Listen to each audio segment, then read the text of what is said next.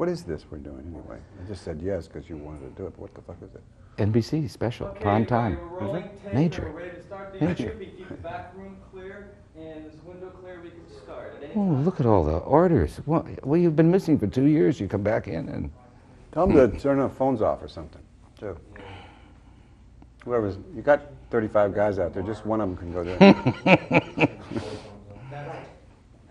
You didn't realize when you gave permission for this what was going to arrive. I had did you? no idea. We brought in 2 tour buses. They're out on the... There's so many people here. As we pull in, a whole tour bus is arriving. They're all hanging out the window. Is that phone unpluggable? We're rolling. It's all right, they're both off the hook now, so. Yeah. Here we go. Okay, in 5. Well, America's most famous bachelor bit the dust, huh? Yeah. Good? Good? You mean biting the dust? Yeah. Well, my... Oh, a new tick has arrived. Just come on in, guys. We're taping. That's all right. Come on in. Oh. No, I said tell them to shut them off out there, babe. Jeez, it was just getting hot. I just pinned him right to the chair. Yeah.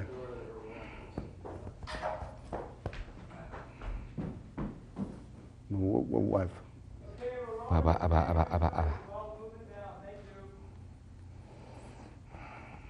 Got him, Omar?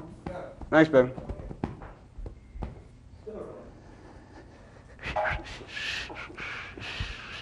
He. Okay, anytime. Okay. America's most famous and visible bachelor has bitten the dust. Burt, congratulations. Thank you. A wife and a family in 1 year. Yes. Well, I have a lot. That's of gold medal stuff. I have a lot of catching up to do.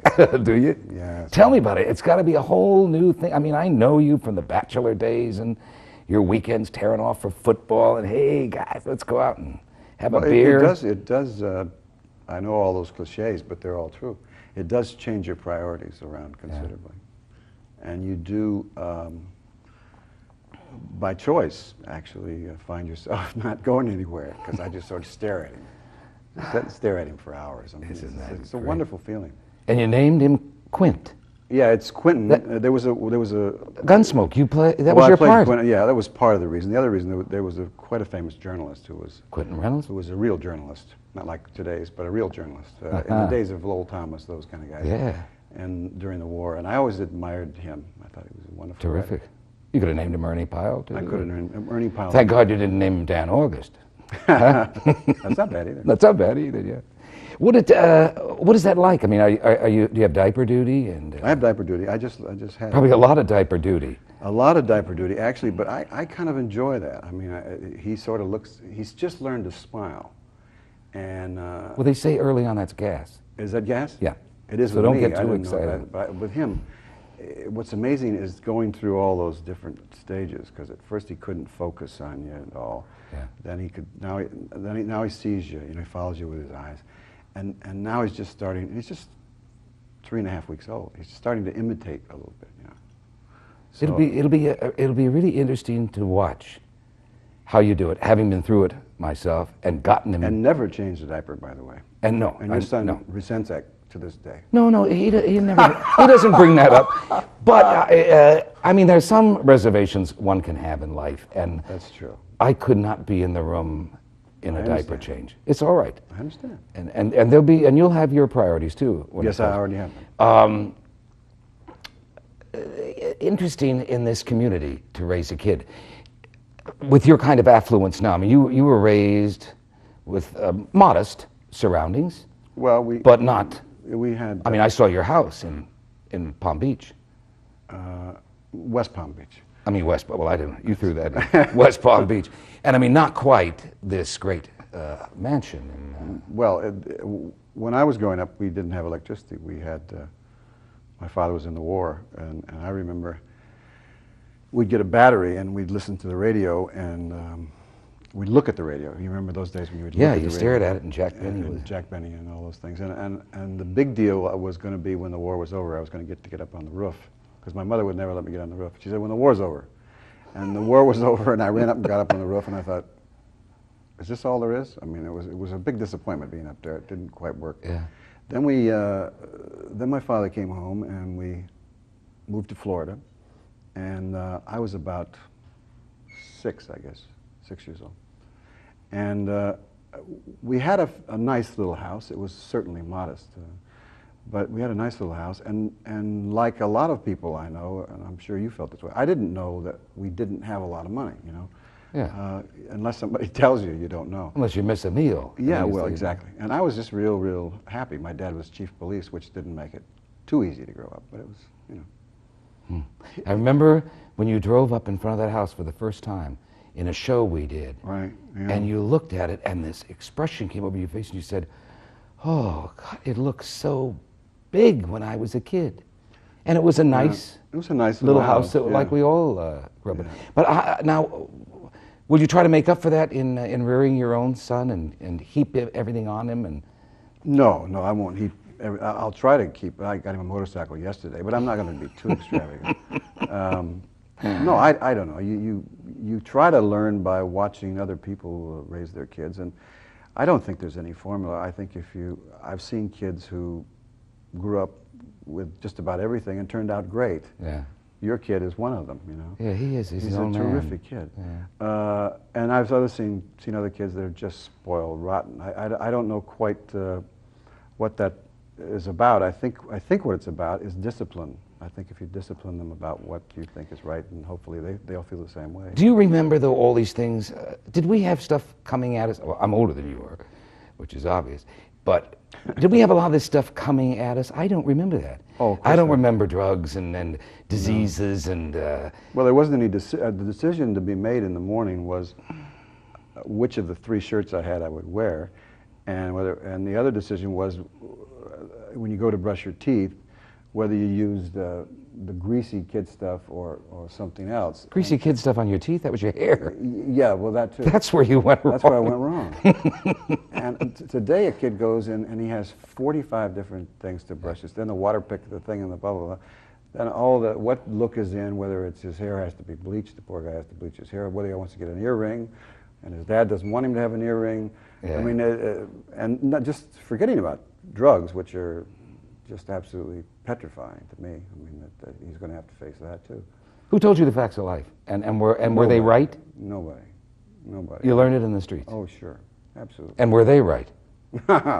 Well, they were certainly real, but I don't know how right they were. Yeah. Talk for a minute about marriage, if you will. Have you tried to change? Because you recognize the fact that I introduced you and Lonnie. Yes, I do. Okay. I just want to establish that. And I'm working hard to make sure this marriage lasts forever. I hope you do. Okay. We Have you tried haven't to called you yet, as you noticed. No, I know, it's going perfect. Have you changed anything about her, or has she wanted to change anything about you? Has she gotten rid of the whole gang that watches the football? And No. As a matter of fact, we lived together for 5 years, so, when we got married, it wasn't exactly it's just another day in the life? Well, no, it wasn't actually. I couldn't talk. But nothing has changed. It's only gotten better. I mean, it really has gotten better. I like it. I feel comfortable with her, and she's comfortable with me. And she is a darling. Is a very special woman, I mean, I'm not gossiping, but I mean, it certainly was a matter of public record that you knew ladies before Lonnie. What did I wasn't she, a virgin, if that's what you mean. Right. What did she have, Burt, that got you to the altar where you escaped about 49 times before? I don't really know. I think probably it was partly the fact that I was certainly ready to get married at that time, and she was ready. I mean, this wasn't just my idea, I mean, she certainly hesitated about getting married too for a long time. But for 5 years, we all heard, well, they're getting married this weekend. Exactly. No, they're not getting married this weekend. She a month after. She had a There were bad 49 marriage dates, like me. I mean, dates of a wedding. Yeah, but she had a bad marriage like me, and she wanted to be sure, and I wanted to be sure, and we talked about it all the time, so that by the time I think when I asked her, she said, huh? Because we'd been talking about it so much. I've never seen you look better. I mean, I've known you 20-something years. Yeah, and I've seen you go through illness where you were thin and gaunt and looking, ugh. Now, God, you really, it must be the solution. Well, I hope it's that. I'm happy. Right. Also, I'm in a different place career-wise too. Right. You know, I'm sort of not. I don't have to worry about being number one anymore. You know, which is a pretty terrifying situation because there's only one place to go after that. That was a lot of pressure in your life. Oh boy, it was a lot of pressure for me because I never expected that to happen. I always wanted just to be a working actor, and actually wanted to be a stuntman for a long time. And then I was a working actor, and I worked all the time. But to suddenly go from having a television show, a canceled television series, by the way, to where I was for a while, it's a very frightening situation, and you have to. There's a tremendous amount of adjustment. I see these kids today that are going through it, and I know what's happening. I mean, I can see the terror behind the happy faces. Right. And at that time, I mean, I never saw anybody with better press and the excitement of seeing you arrive at any function and how everybody would go crazy. Burt do this, Burt do that. And then I saw them all turn. What did you say something that made them turn against you? No, you don't.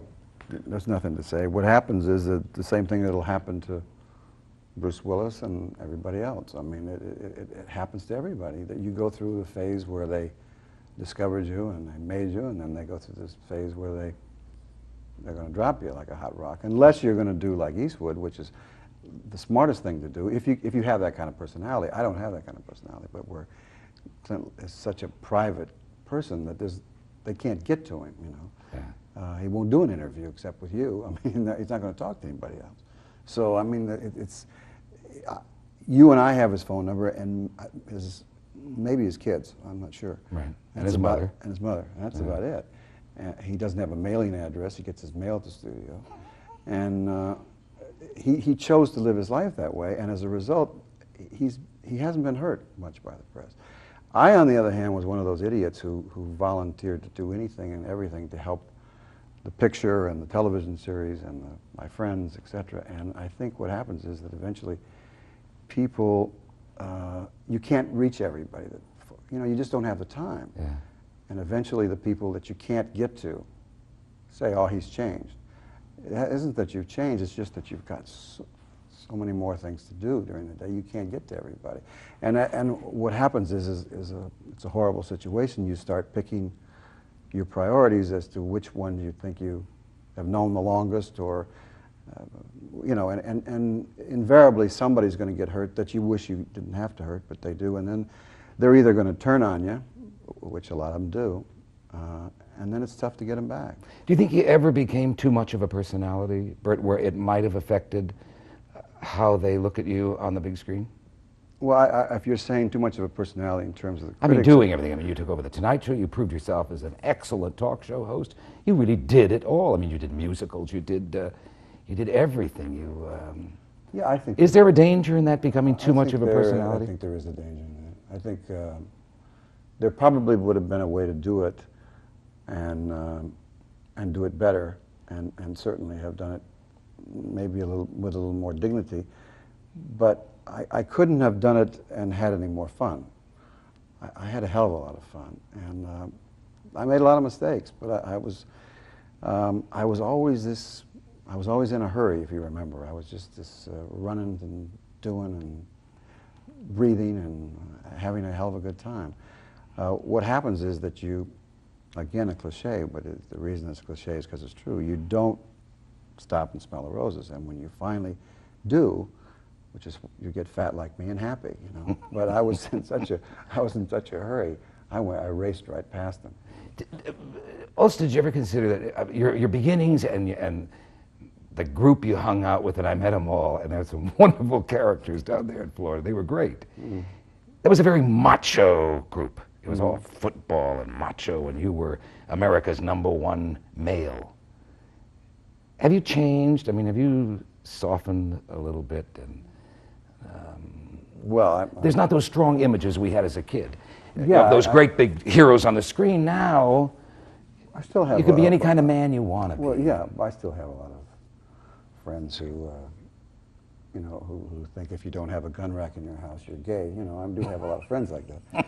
But I also have gay friends. I mean, and I have no problem with that. I mean, I have friends who don't talk about anything but the theater and certain evenings, and the ballet and the opera, and I'm sure that those guys back in Florida are spinning now to hear this, you know. But on the other hand, So you've changed. I You're have thinking. changed, but I can be with those guys and have The redneck is no. It's the redneck is still here. It blends perfectly. The other now. side has makeup. Yeah.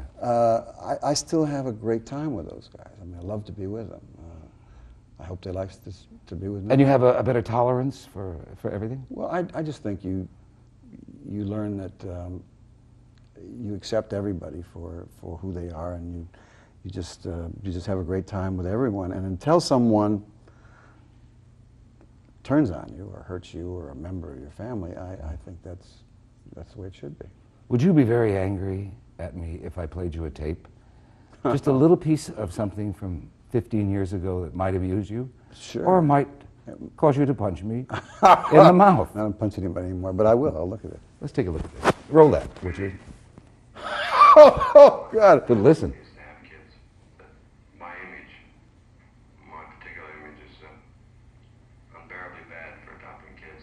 First of all, actors are the worst at risk, single actors especially. I have been born and raised and have in my mind, and I'll never get it out, that when I have a baby, I'm going to have to get married.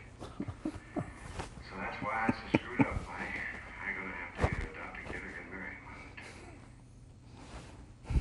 What Fu Manchu. First of all, my first reaction to that is that I think, what an obnoxious ass this guy is. Because what happens is that you, just by taking a cigar in your hand, bad things can happen. Ask Bryant Gumbel. And the other thing is that you see this guy with talking about I was going to have to get married, as if the poor lady has no say-so into it all. I mean, it's frightening, you know. And in those days, you separated. You realized you could maybe adopt a baby, but you didn't want to get married. Oh, yes, exactly. But it has taken you these 15 years to put it all together, Well, and you did both. I was slow in some areas. I was way ahead in others, but I was slow in some areas. What about that look? Do you remember? yes, is that, or is that a foreign human being to you? It's a foreign human being in some ways. I mean, if this guy, if I have a daughter, and we hope to have a daughter too someday, and a guy like that comes to the door, I throw him right through the wall. We'll come back after this message. God, frightening. Isn't that great? Frightening, isn't it? I thought it was great in those days. Then you look at this tape 15 years now and say, Jesus, I look